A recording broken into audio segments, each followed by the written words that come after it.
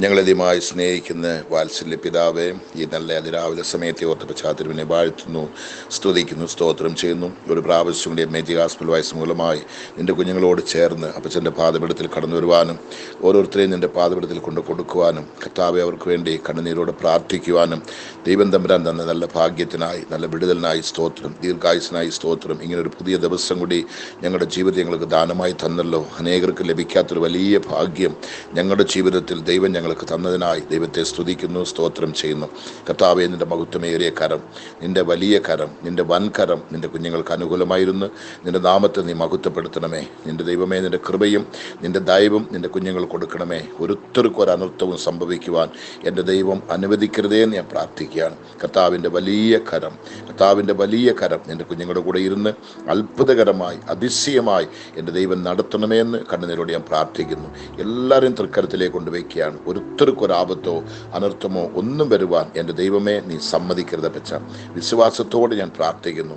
ഈ കേരളത്തിലും ഇന്ത്യയിലും ഇന്ത്യക്കുള്ളിലുമായിരുന്ന് എവിടെ ഇരുന്നാലും അവരോട് കർത്താവേ നീ ദയവ് തോന്നണമേ, മനസ്സറിയണമേ. അവരുടെ ആവശ്യങ്ങളുടെ മുഖത്ത്, അവരുടെ കണ്ണുനീരിൻ്റെ മുഖത്ത്, അവരുടെ പ്രാർത്ഥനാ വിഷയത്തിന്, അവരുടെ കർത്താവേ ഓരോ വേദനകൾക്കും കർത്താവ് പരിഹാരം കൊടുത്ത് രക്ഷിച്ച് അവരെ വിടുവിക്കണമെന്ന് അപ്പച്ചൻ്റെ നാമത്തിൽ അപേക്ഷിക്കുന്നു. ദയവോടെ നീ കേൾക്കണമെന്ന് അപേക്ഷിക്കുകയാണ്. യേശുവിൻ്റെ നാമത്തിൽ പിതാവേ, ആമേൻ, ആമേൻ, ആമേൻ. ദൈവത്തിൻ്റെ പുനഃനാമം മഹത്വം എടുക്കുമാറാകട്ടെ. ഇതിനോട് പ്രാർത്ഥിക്കുന്ന എല്ലാവരെയും കർത്താവായ യേശു ക്രിസ്തുവിൻ്റെ നാമത്തിൽ നിങ്ങൾക്ക് വന്ദനം പറയുന്നു. കർത്താവ് നിങ്ങളെല്ലാവരും അനുഗ്രഹിക്കട്ടെ, നിങ്ങളെ ബലപ്പെടുത്തട്ടെ, ആശ്വാസത്തിൻ്റെ കരം നിങ്ങളുടെ കൂടെ ഇരിക്കട്ടെ. നിങ്ങളുടെ എല്ലാ പ്രാർത്ഥനാ വിഷയത്തിനും സ്വർഗത്തിലെ അപ്പച്ചൻ ഇന്ന് കലവറ തുറന്ന് ഒരത്ഭുതം ചെയ്യട്ടെന്ന് ഞാൻ അപേക്ഷിക്കുന്നു. ദൈവം നിശ്ചയം നമ്മുടെ പ്രാർത്ഥനയ്ക്ക് മറുപടി തരുമെന്ന് ഞാൻ വിശ്വസിക്കുകയാണ്. ഇന്ന് നമ്മുടെ പ്രാർത്ഥന ആരംഭിച്ച 1224 ദിവസത്തിലേക്ക് പ്രവേശിക്കുവാൻ ദൈവം നമുക്ക് കൃപ തന്നിരിക്കുന്നു. ഇത്രത്തോളം നമ്മൾ നടത്തി, ആ ദൈവം നമ്മളെ നടത്തും. ഒരു 2 വാക്യങ്ങൾ വായിച്ച് നമുക്ക് പ്രാർത്ഥിക്കാം. സങ്കീർത്തനക്കാരൻ എഴുതിയ അതേ 69 സങ്കീർത്തനത്തിൻ്റെ 16-17 വാക്യമാണ് ഇന്ന് നമ്മൾ എടുക്കുന്നത്. സങ്കീർത്തനം 69 സങ്കീർത്തനം 16-17 വാക്യം. 16 വാക്യം ഇങ്ങനെ പറയുന്നു: യഹോവേ, എനിക്ക് ഉത്തരം അരുളണമേ, നിന്റെ ദയ നല്ലതല്ലോ, നിന്റെ കരുണയുടെ ബഹുത്വപ്രകാരം എങ്കിലേക്ക് തിരിയണമേ. ദൈവത്തിൻ്റെ സന്നിധാനത്തിൽ ഒരു വ്യക്തി പ്രാർത്ഥിക്കാൻ വരുമ്പോൾ നന്നായിട്ട് ദൈവത്തെ മനസ്സിലാക്കണം. ദൈവം ആരെന്നുള്ള ബോധ്യത നമ്മുടെ ഹൃദയത്തിൽ വേണം. നന്നായിട്ടുള്ളൊരു അറിവ്, ഒരു തെളിവ് നമുക്ക് ആവശ്യമാണ്. ഇവിടെ പറയുന്നത്, യഹോവേ എനിക്ക് ഉത്തരം അരുളണമേ. അങ്ങനെങ്കിൽ പ്രാർത്ഥനയ്ക്ക് ഉത്തരം നൽകുന്നൊരു ദൈവത്തോടാണ് ഞാൻ പ്രാർത്ഥിക്കുന്നത്. ഞാനൊരു സാധാരണ ഒരു ജീവനില്ലാത്ത ദൈവത്തോടല്ല, പ്രാർത്ഥന കേൾക്കുവാനും അതിന് ഉത്തരം നൽകുവാനും ശക്തിയുള്ള അല്ലെ പ്രാപ്തിയുള്ള ഒരു ദൈവത്തോടാണ് ഞാൻ അപേക്ഷിക്കുന്നുള്ള ബോധ്യത നമുക്കവിടെ കാണാം. അതാണ് ഇവിടെ കാണുന്നത്. യഹോവേ, എനിക്ക് ഉത്തരം അരുളണമേ, നിന്റെ ദയ നല്ലതല്ലോ, നിന്റെ ദയ നല്ലതല്ലോ. ദയവുള്ളൊരു ദൈവം, നല്ല ദയയുള്ളൊരു ദൈവം, നമ്മൾ പ്രാർത്ഥിക്കുന്ന ദൈവം. നിന്റെ ദയ നല്ലതല്ലോ, നിന്റെ കരുണയുടെ ബഹുത്വപ്രകാരം എങ്കിലേക്ക് തിരിയണമേ. നിന്റെ കരുണയുടെ ബഹുത്വപ്രകാരം, ദൈവത്തിൻ്റെ കരുണയ്ക്ക് കണക്കില്ല. അത്രമാത്രം കരുണയുള്ള ദൈവത്തെയാണ് നമ്മൾ വിളിക്കുന്നത്, നമ്മൾ പ്രാർത്ഥിക്കുന്നത്. അവിടെ പറയുന്നത് കണ്ടോ, നിന്റെ ദയ നല്ലതല്ലോ, നിന്റെ കരുണയുടെ ബഹുത്വപ്രകാരം എങ്കിലേക്ക് തിരിയണമേ. എൻ്റെ ഭവനത്തിലേക്കൊന്ന് തിരിയണമേ, എൻ്റെ വീട്ടിലേക്കൊന്ന് തിരിയണമേ, എൻ്റെ വിഷയത്തിനൊന്ന് തിരിയണമേ എന്ന് പറഞ്ഞ് വിശ്വാസത്തോടെ പ്രാർത്ഥിക്കുന്ന ഒരു നല്ല പ്രാർത്ഥനയാണ് നമ്മളിവിടെ ഇപ്പോൾ കേട്ടുകൊണ്ടിരിക്കുന്നത്. 17 വാക്യം പറയുന്നു, അടിയന് തിരുമുഖം മറയ്ക്കരുതേ, തിരുമുഖം മറയ്ക്കരുതേ. അങ്ങനെങ്കിൽ നമ്മുടെ ദൈവം നമ്മളെ കാണുന്നവനാണ്. തൻ്റെ മുഖപ്രകാശം നമ്മുടെ മുഖത്തോട്ട് അതേ പ്രതിഫലിപ്പിക്കുന്ന ഒരു ജീവനുള്ള ദൈവം എന്നുള്ള ബോധ്യതയും നമുക്കവിടെ കാണുവാൻ കഴിയുന്നുണ്ട്. അടിയന് തിരുമുഖം മറയ്ക്കരുതേ. ഞാൻ കഷ്ടതയിൽ ഇരിക്കയാൽ വേഗത്തിൽ എനിക്ക് ഉത്തരം അരുളണമേ. നമ്മുടെ കഷ്ടപ്പാടിൽ, നമ്മുടെ വേദനയിൽ, നമ്മുടെ കണ്ണുനീരിൽ നമുക്ക് ഉത്തരം നൽകുന്ന ഒരു ദൈവമുണ്ടെങ്കിൽ ഈ യേശു ക്രിസ്തു അല്ലാതെ, ഈ ദൈവമല്ലാതെ വേറൊരു ദൈവം നമുക്കില്ല. അതാണ് അവിടെ വ്യക്തമായി പഠിപ്പിക്കുന്നത്. ഞാൻ കഷ്ടതയിൽ ഇരിക്കയാൽ വേഗത്തിൽ എനിക്ക് ഉത്തരം അരുളണമേ. രോഗമാണോ, പട്ടിണിയാണോ, പ്രയാസമാണോ, വ്യാകുലമാണോ, എല്ലാവരും നിങ്ങളെ കൈവിട്ടോ, ആരും നിങ്ങൾക്ക് ആശ്രയിക്കാൻ ഇല്ലയോ, നിങ്ങൾ തനിച്ച് നിൽക്കുന്ന ആളാണോ, ഏത് വിഷയത്തിലാണ് നിങ്ങൾ മുഴുകിക്കിടക്കുന്നത്, എവിടാണ് നിങ്ങൾ തല കുനിച്ചുകൊണ്ടിരിക്കുന്നത്, എവിടാണ് നിങ്ങൾ നാണിച്ചു കിടക്കുന്നത്, ഒന്നുകൊണ്ടും വിഷമിക്കണ്ട. ദൈവത്തിന്റെ സന്നിധി വിശ്വാസം നിങ്ങൾക്ക് വേണം. ആമേൻ. ദൈവത്തിന് സ്തോത്രം. ഞാൻ കഷ്ടതയിൽ ഇരിക്കയാൽ വേഗത്തിൽ എനിക്ക് ഉത്തരമല്ലണമേ. ഇങ്ങനെ ഒരു ആത്മാർത്ഥമായ ഒരു പ്രാർത്ഥന നമ്മുടെ ജീവിതത്തിൽ ഉണ്ടെങ്കിൽ നിശ്ചയമായിട്ടും കർത്താവ് ഈ വചനപ്രകാരം നമുക്ക് വിടുതൽ തരും. യഹോവേ, എനിക്ക് ഉത്തരമരുളണമേ, നിന്റെ ദയ നല്ലതല്ലോ, നിന്റെ കരുണയുടെ ബഹുത്വപ്രകാരം എങ്കിലേക്ക് തിരിയണമേ, അടിയന് തിരുമുഖം മറയ്ക്കരുത്, ഞാൻ കഷ്ടതയിൽ ഇരിക്കയാൽ വേഗത്തിൽ എനിക്ക് ഉത്തരമരുളണമേ.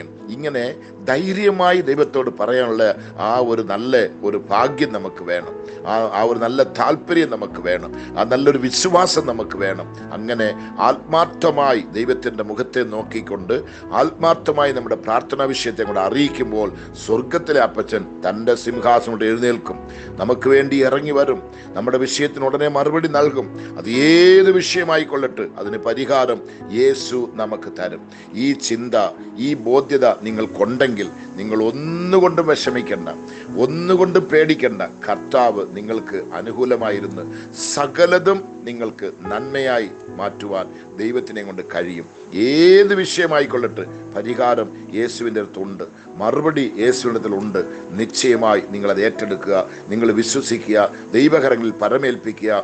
ഒന്നുകൊണ്ടും വ്യാകുലപ്പെടരുത്, ഒന്നുകൊണ്ടും വിഷമിക്കരുത്, ഒന്നുകൊണ്ടും പതറരുത്. എൻ്റെ ദൈവമേ എന്നങ്ങോട്ട് വിളിച്ച് ആത്മാർത്ഥമായി ദൈവത്തിൻ്റെ പാദമെടുത്ത് നിന്നുകൊണ്ട് നിങ്ങൾ പ്രാർത്ഥിക്കുമ്പോൾ ഇങ്ങനത്തെ വാക്യങ്ങൾ വായിച്ച് ആ വാക്യത്തിനകത്തിരിക്കുന്ന ആ മഹത്വത്തെ കൊണ്ട് വിശ്വസിച്ച് ദൈവത്തോട് ആത്മാർത്ഥമായി പറയുമ്പോൾ പറയുന്ന കണ്ട്, യഹോവേ, എനിക്ക് ഉത്തരം അരുളണമേ, നിന്റെ ദയ നല്ലതല്ലോ, നിന്റെ കരുണയുടെ ബഹുത്വപ്രകാരം എങ്കിലേക്ക് തിരിയണമേ, അടിയന് തിരുമുഖം മറയ്ക്കരുത്, ഞാൻ കഷ്ടതയിൽ ഇരിക്കയാൽ വേഗത്തിൽ എനിക്ക് ഉത്തരം അരുളണമേ. നമ്മുടെ അപ്പച്ചൻ പ്രാർത്ഥന കേൾക്കുന്നവൻ മാത്രമല്ല, ഉത്തരം നൽകുന്ന ദൈവം. എപ്പോ? വേഗത്തിൽ പ്രാർത്ഥിച്ച് ആമേൻ പറയുന്നതിന് മുന്നേ, നിങ്ങൾ ചോദിക്കുന്നതിന് മുന്നേ നിങ്ങൾക്ക് മറുപടി കൊടുക്കുന്ന, ഉത്തരം കൊടുക്കുന്ന ഒരു ദൈവത്തിന്റെ മുന്നിലാണ് നമ്മളിപ്പം മുട്ടുമടക്കിയിരിക്കുന്നത്.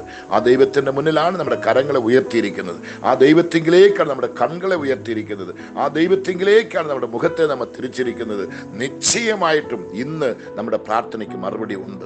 ഇന്ന് നമ്മുടെ പ്രാർത്ഥനയ്ക്ക് മറുപടി ഉണ്ട്. നിങ്ങൾ എത്ര പേര് വിശ്വസിക്കുന്നു എനിക്കറിയത്തില്ല. നിശ്ചയമായും ദൈവം നിങ്ങളെ അനുഗ്രഹിക്കട്ടെ. നമുക്കൊന്ന് പ്രാർത്ഥിക്കാം. ഞങ്ങൾ ദൈവമായി സ്നേഹിക്കുന്ന വാത്സല്യ കർത്താവേ, ഈ 1224 ദിവസം ഒരു പ്രാവശ്യം കൂടി അപ്പച്ചന്റെ പാദപീഠത്തിൽ കടന്നു വരുവാനും കടന്നീരോട് നിന്റെ കുഞ്ഞുങ്ങൾക്ക് വേണ്ടി പ്രാർത്ഥിക്കുവാനും ഈ നല്ലൊരു ആലോചന കൊടുക്കുവാനും ദൈവം ഞങ്ങൾക്കൊരു ഭാഗ്യം തന്നല്ലോ.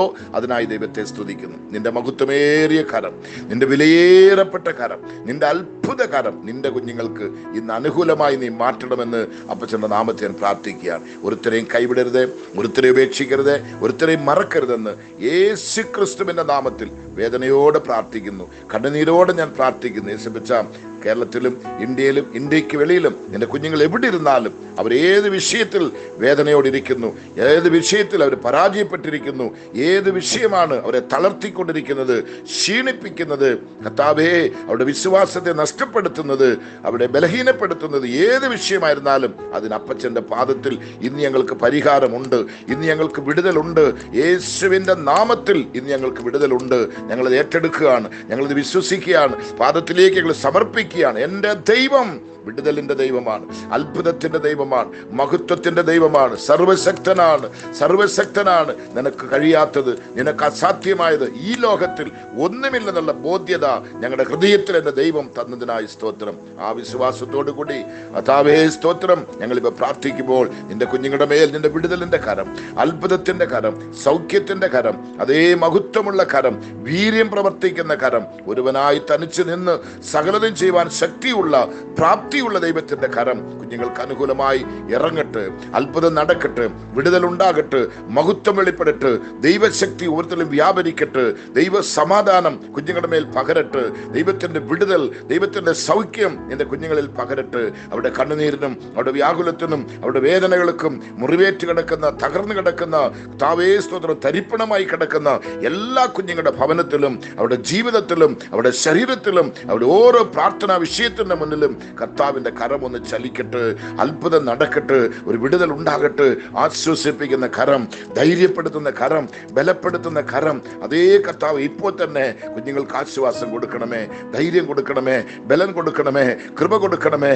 അച്ഛാ, നീ മറക്കരുതേ, നീ കൈവിടരുതേ, നീ ഉപേക്ഷിക്കരുതേ. അച്ഛാ, മുറിവേറ്റ് കിടക്കുകയാണ്, തളർന്ന് കിടക്കുകയാണ്, ചിറകുടഞ്ഞ് കിടക്കുകയാണ്, നിക്കത്പുറതിയില്ലാതിരിക്കുകയാണ്, ആരുടെയും സഹായമില്ലാതിരിക്കുകയാണ്, കണ്ണുനീരോടിരിക്കുകയാണ്. ഇത്രയും കാലങ്ങൾ പ്രാർത്ഥിച്ചും ഒരു മറുപടി ലഭിക്കാതെ, ഉത്തരം ലഭിക്കാതെ മുറിവേറ്റ് കിടക്കുന്ന അപ്പച്ച, അയ്യോ എന്ന് കരയുന്ന കുഞ്ഞുങ്ങൾ, അതേ നെടുവീർപ്പിടുന്ന കുഞ്ഞുങ്ങൾ, കർത്താവേ സ്തോത്രം, വേദനയോടിരിക്കുന്ന കുഞ്ഞുങ്ങൾക്ക് ഒരു ആശ്വാസത്തിന്റെ കരം, ഒരു ദയവുള്ള കരം, ഒരു വിടുതലിന്റെ കരം, ഒരു അത്ഭുതത്തിന്റെ കരം ഇപ്പോൾ തന്നെ നിന്റെ കുഞ്ഞുങ്ങൾക്ക് നീട്ടണമെന്ന് അപ്പച്ചന്റെ ദാമ്പത്യം പ്രാർത്ഥിക്കുന്നു. ഒരുത്തരെയും മറക്കരുത്, ഒരുത്തരെയും കൈവിടരുത്, ഒരുത്തരെയും തള്ളിക്കളയരുത് അപ്പച്ച. എല്ലാവരുടെ മേലും നിന്റെ ദയവ്, നിന്റെ കൃപ, നിന്റെ മഹത്വം ഇപ്പൊ വെളിപ്പെടട്ടെ. യേശുവിന്റെ നാമത്തിൽ നിന്റെ കുഞ്ഞുങ്ങൾക്ക് അത്ഭുതം നടക്കട്ടെ. യേശുവിന്റെ നാമത്തിൽ നിന്റെ കുഞ്ഞുങ്ങൾ വിടുതൽ പ്രാപിക്കട്ടെ. യേശുവിന്റെ നാമത്തിൽ സമാധാനം ആവശ്യമുള്ളവർക്ക് സമാധാനം, സൗഖ്യം ആവശ്യമുള്ളവർക്ക് സൗഖ്യം. കർത്താവേ, ഏതെല്ലാം വിഷയത്തിന്റെ മുന്നിൽ ഭാരപ്പെട്ട് നെടുവീർപ്പിട്ടുകൊണ്ട് കരഞ്ഞുകൊണ്ടിരിക്കുന്നു അവർക്കെല്ലാം ആശ്വാസം, അവരുടെ പ്രാർത്ഥനയ്ക്ക് മറുപടി ഇപ്പോൾ തന്നെ എൻ്റെ കർത്താവ് കൊടുത്ത് അവരെ ആശ്വസിപ്പിക്കണമേ, ബലപ്പെടുത്തണമേ, അനുഗ്രഹിക്കണമേ. നിന്റെ കൃപയുള്ള പൊற்കരത്തിലേക്ക് നിന്റെ കുഞ്ഞുങ്ങളെ തരികയാണ്. മുറിവേറ്റ കരങ്ങളിലേക്ക് ഏൽപ്പിക്കുക, നിന്റെ മുറിവേറ്റ കരങ്ങളിലേക്ക് ഏൽപ്പിക്കുക, നിന്റെ മുറിവേറ്റ കരങ്ങളിലേക്ക് ഏൽപ്പിക്കുക. ഒരുത്തരെയും ഉപേക്ഷിക്കരുത്, ഒരുത്തരെയും തള്ളിക്കളയരുത്, ഒരുത്തരെയും മറക്കരുതെന്ന് അപ്പച്ചൻ്റെ പാദപീഠത്തിൽ വീട് കിടന്ന് ഞാൻ കണ്ണുനീരോടെ പ്രാർത്ഥിക്കുന്നു. കർത്താവേ, ദേശത്തിന്റെ ഏത് ഭാഗത്തിലിരുന്നാലും, ഏത് വിഷയത്തിൽ കുഞ്ഞുങ്ങൾ മുഴുകിക്കിടന്നാലും അവിടെ നിന്റെ രക്ഷയുടെ കരം, വിടുതലിന്റെ കരം, സൗഖ്യത്തിന്റെ കരം, ആശ്വാസത്തിന്റെ കരം കർത്താവേ ഇപ്പൊ വെളിപ്പെടണം എന്ന് ഞാൻ പ്രാർത്ഥിക്കുന്നു. ദൈവം അത് ചെയ്തനായി സ്തോത്രം. നിന്റെ മഹത്വം ഇപ്പൊ വെളിപ്പെടുത്തനായി സ്തോത്രം. നിന്റെ വലിയ കരം നിന്റെ കുഞ്ഞുങ്ങൾക്ക് ഇപ്പൊ വീര്യം പ്രവർത്തിച്ചുകൊണ്ടിരിക്കാനായി സ്തോത്രം. ഞാനത് വിശ്വസിക്കുകയാണ്. കർത്താവേ, നീ പ്രാർത്ഥന കേട്ടു, ഞങ്ങൾക്ക് മറുപടി നൽകി, നിന്റെ ഉത്തരം ഞങ്ങൾക്ക് ലഭിച്ചെന്ന് വിശ്വാസത്തോടെ ഞങ്ങൾ ഏറ്റെടുക്കുകയാണ്. അവിടെ വായിക്കുമ്പോൾ, യഹോവേ എനിക്ക് ഉത്തരം അരുളണമേ, നിന്റെ ദയ നല്ലതല്ലോ, നിന്റെ കരുണയുടെ ബഹുത്വപ്രകാരം എങ്കിലേക്ക് തിരിയണമേ. അടിയന് തിരുമുഖം മറയ്ക്കരുതേ. ഞാൻ കഷ്ടതയിലായിരിക്കയാൽ വേഗത്തിൽ എനിക്ക് ഉത്തരമല്ലണമേ. അപ്പച്ചാ, ഞാൻ കഷ്ടതയിൽ മുഴുകിക്കിടക്കുകയാണ്, എനിക്ക് വേഗത്തിൽ ഉത്തരമല്ലണമേ. നിങ്ങളെ കൊണ്ട് എഴുതി വയ്ക്കാൻ പറ്റുമെങ്കിൽ എഴുതി വെച്ചോ, വിശ്വസിക്കാൻ പറ്റുമെങ്കിൽ വിശ്വസിച്ചോ. ഇന്ന് ഏറെക്കാലമായി മറുപടി ലഭിക്കാത്ത വിഷയത്തിന് ദൈവം നിങ്ങൾക്ക് മറുപടി നൽകുകയാണ്. നിങ്ങളെ കൊണ്ട് അത് ഏറ്റെടുക്കാൻ പറ്റുമോ? വിശ്വസിക്കാൻ പറ്റുമോ? ഇതിന്റെ മുഖത്തൊരു ആമീൻ പറയാൻ പറ്റുമോ? ഒരു ഗ്ലോറി, ഒരു അല്ലേലിയ വല്ലതും പറയാൻ പറ്റുമോ? നിങ്ങളുടെ അകത്ത് ഉണർവ് വരുന്നുണ്ടോ? ആ വിശ്വാസം നിങ്ങളുടെ അകത്തുണ്ടോ? എന്തുവാ? കർത്താവിന് സ്തോത്രം. എൻ്റെ ആമീൻ ദൈവത്തിന്, ഞാൻ കഷ്ടതയിൽ ഇരിക്കിയാൽ വേഗത്തിൽ എനിക്ക് ഉത്തരമരുളണമേ. നിശ്ചയമായി കർത്താവ് ഇന്ന് നിങ്ങളെ അനുഗ്രഹിക്കും. നിങ്ങളുടെ ജീവിതത്തിൽ ഒരു വലിയ സന്തോഷം, സമാധാനം, ഒരു ആനന്ദം. ദൈവം എൻ്റെ പ്രാർത്ഥന കേട്ടു, എൻ്റെ കണ്ണുനീര് കണ്ടു, എൻ്റെ വ്യാകുലങ്ങളെല്ലാം അവന് മനസ്സിലായി, എൻ്റെ മുറിവുകൾ കണ്ടു. എൻ്റെ കർത്താവ് എന്നെ വിടുവിക്കുവാൻ, എന്നെ ശക്തീകരിക്കുവാൻ, എൻ്റെ മുറിവുകളെ പൊറിപ്പിക്കുവാൻ, എൻ്റെ കണ്ണുനീരെ തുടയ്ക്കുവാൻ, അത്ഭുതം പ്രവർത്തിക്കുവാൻ എൻ്റെ മധ്യയെ, എൻ്റെ ഭവനത്തിൽ, എൻ്റെ ശരീരത്തിൽ ഇറങ്ങി വന്നിട്ടുണ്ട്. ഇത് വിടുതലിൻ്റെ ദിവസമാണ്. അവൻ്റെ കരം എന്നെ ഇപ്പൊ തൊടുന്നു. അത്ഭുതം എനിക്കിപ്പോ നടക്കുന്നു. വിടുതലിന്റെ ശക്തി എന്നിൽ ഇപ്പൊ വ്യാപരിക്കുന്നു. എൻ്റെ ബന്ധനങ്ങൾ അഴിയുന്നു, എൻ്റെ കഷ്ടങ്ങൾ മാറുന്നു, എൻ്റെ കണ്ണുനീര് മാറുന്നു, എൻ്റെ വേദനകൾ മാറുന്നു, എൻ്റെ മരണഭയങ്ങൾ മാറുന്നു, എൻ്റെ ബന്ധനങ്ങൾ അഴിയുന്നു. യേശുവിന്റെ നാമത്തിൽ ഇപ്പൊ ഞാൻ വിടുതൽ പ്രാപിക്കുന്നു എന്നുള്ള ആ ശരിയായിട്ടുള്ള വിശ്വാസ ബോധ്യത നിങ്ങൾക്കുണ്ടെങ്കിൽ ഇപ്പൊ കർത്താവ് നിങ്ങളെ വിടുവിക്കുകയാണ്. കർത്താവേ, ഈ പ്രാർത്ഥന നികടനായി സ്തോത്രം. ഇത് തള്ളിക്കളയരുതേ, ഉപേക്ഷിക്കരുതേ. ആരുടെ കുറ്റങ്ങളും അവരുടെ കണക്കെടുത്ത പറ്റാ ക്ഷമിക്കണമേ, മനസ്സലിയണമേ. ഒന്ന് മനസ്സുരുകി ഇറങ്ങി വന്ന് എൻ്റെ കുഞ്ഞുങ്ങളെ വിടുവിക്കണമെന്ന് അപ്പച്ചന്റെ നാമത്തിൽ അപേക്ഷിക്കുന്നു. പ്രാർത്ഥനയായി സ്തോത്രം. കർത്താവേ, ഇത് നിമിത്തമുണ്ടാകുന്ന സകല മഹത്വം തിരുമേനിക്ക് യേശു ക്രിസ്തുവിന്റെ നാമത്തിൽ പിതാവേ, ആമേൻ. വിശ്വസിക്കുന്നവർക്ക് ഇന്ന് വിടുതലാണ്. ആ വാക്യങ്ങൾ തുടർന്ന് വായിക്കുക, വിശ്വസിക്കുക, സ്വന്തമാക്കുക, കരസ്ഥമാക്കുക. കർത്താവ് നിങ്ങളെ വിടുവിക്കട്ടെ. Okay, thank you.